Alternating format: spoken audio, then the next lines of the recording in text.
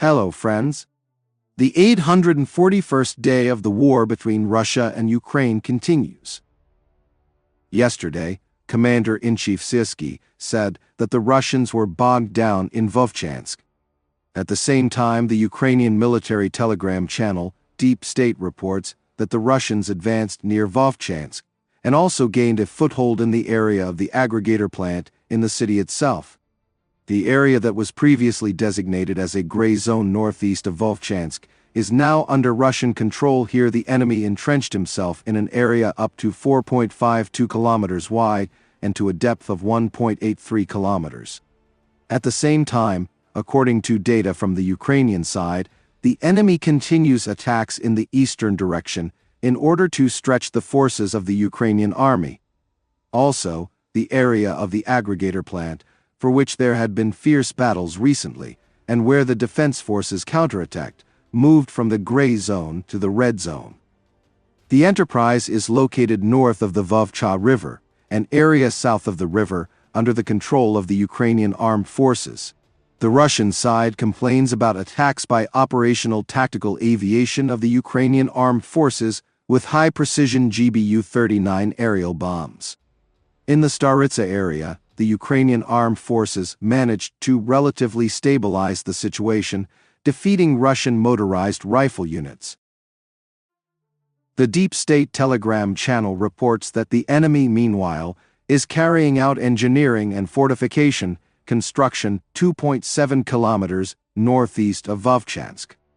The corresponding equipment is taking part in the work which the defense forces are trying to destroy. Unfortunately, the enemy has a large number of people and engineering machines to ignore losses and continue their work. The enemy takes every opportunity to dig. They dig everywhere, and here they have an advantage. This is their strong point, writes Deep State. Let me remind you that one of the factors for the rapid advance of the Russians in this area was not the preparation of engineering and fortification structures. The authorities of the Kharkiv region explained this by the inability to build defense lines due to the proximity of the enemy. In the Lipsy area, the Russians have brought up reserves and are trying to attack again, said the commander of the Achilles Battalion, Fedorenko. Judging by his words, the fighting in this direction is over the landings. Last week, the 92nd Brigade carried out a series of operations, during which they took another landing from the enemy and secured a secure foothold. The enemy tried to regain positions by bringing up reserves. There are battles, but the defense forces are holding their positions, Fedorenko said. According to him, the Ukrainian armed forces in the Strelyacha-Gliboki direction managed to fully stabilize the situation. Let me remind you that last week military telegram channels wrote about counterattacks by the Ukrainian armed forces in this direction. It was reported that Ukrainian units reached the village of Gliboki and started fighting on its outskirts. But judging by Fedorenko's words, the fighting is over the plantings. Also, information from Western analysts that the Ukrainian army is counterattacking in Vovchansk was not confirmed. As we see, the Russians continue their offensive there and are making progress. And this is quite a significant fact. Previously, the Ukrainian armed forces transferred significant reserves to protect the Kharkiv direction. Zelensky and other government officials have stated several times recently that Russia's offensive here has been stopped.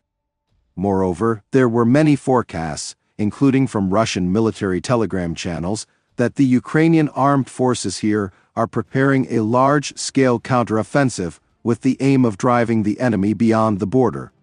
But judging by the latest news, events are not yet developing as we would like. And this again raises the question of the balance of forces and reserves of the parties. Over the past week, there have been many forecasts in Western and Ukrainian sources that the Russian army is running out of steam and is no longer capable of offensive actions. But for now, Russia is advancing and still holds the initiative at the front. And it's not just about Vovchansk. Deep State also records a number of Russian advances in different directions.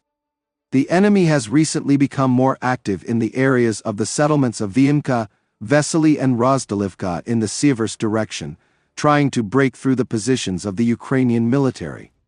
In particular, the enemy is approaching Rozdalivka and trying to gain a foothold. The defense forces met the infantry fighting vehicle with landing fire, but this is far from the last attempt to fly into the village and take positions.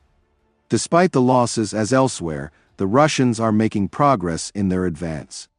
The Siversk area remains not very public compared to other directions, despite reports to the top of successful repulses of attacks from the Russians. They are trying to contain the brigades that have been standing without rotation for more than 2 years. It is difficult to receive information, but we are still seeing changes along the line of combat so that this does not turn into unpleasant consequences, writes Deep State. The enemy also entrenched himself along the railway in the direction of the Vyimka to a depth of 1.12 kilometers. In the Pokrovsk sector, the Russians advanced south of Novoalexandrivka, where they stormed the western part of the village and attacked further south along the forest belts. Previously, the Russians established a foothold in an area up to 1.72 kilometers wide and to a depth of up to 600 meters. They also went forward in the Novopokrovsky area and in the direction of Karlivka, through which the highway to Pokrovsk leads. In turn, Russian telegram channels announced the capture of both Novoalexandrivka and Novopokrovsky. Ukraine has not officially confirmed this. Another advance was to the south, in Nevelski.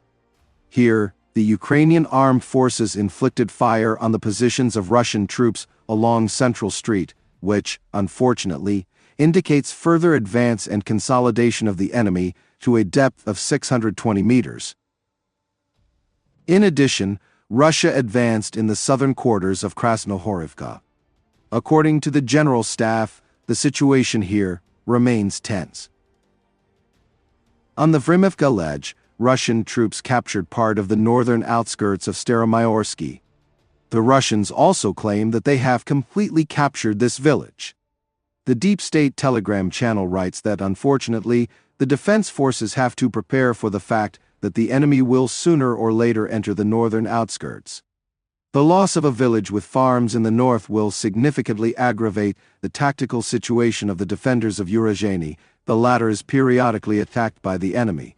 There were even breakthroughs into the center of the village, but they were eliminated, the telegram channel reports.